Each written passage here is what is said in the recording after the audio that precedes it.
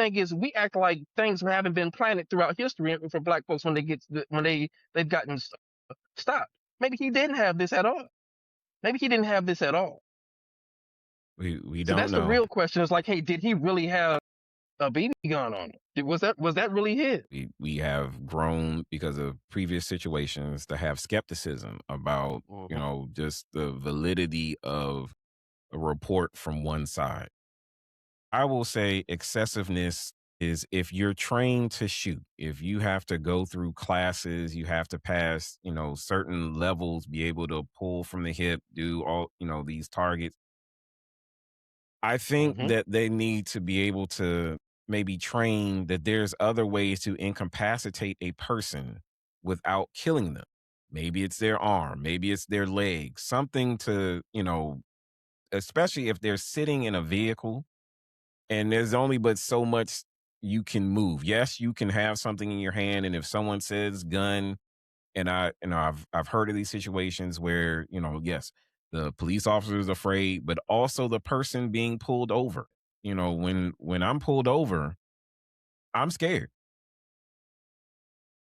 I've been pulled over walking on a campus when they said they're looking for somebody with an afro, and my hair was short, and I still had to answer some questions because of what we've seen countless years. I hate that. I've been there. I fit the We've description, but when had I Mhm. found out what the It's a description traumatic was, experience. like, wait, you said somebody who was bald, and this when I had locks, but they gave me a description of somebody who was bald and light skinned. That's not me. What are we doing? Well, what are And you doing so, in this area this time of night? Yeah, let's say that's when that's we're that's scared, we're messed up. going to do something that maybe like whatever the training is, we've got to just I mean rehearse, do whatever in order to make it home. If you have a BB gun, you have any type of gun and you're not supposed to have it, don't take it.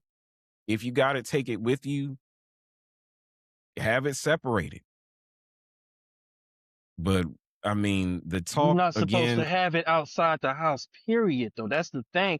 I mean, so here, no, I when we're talking about protection and all these other particular things, but okay, yeah, you go ahead and then take it outside the house for protection, but you also have to understand that there's a risk of consequence that comes with this of having it out there, and that could be a consequence of somebody thinking that this is a real weapon and you lose your life because they think it's a real weapon.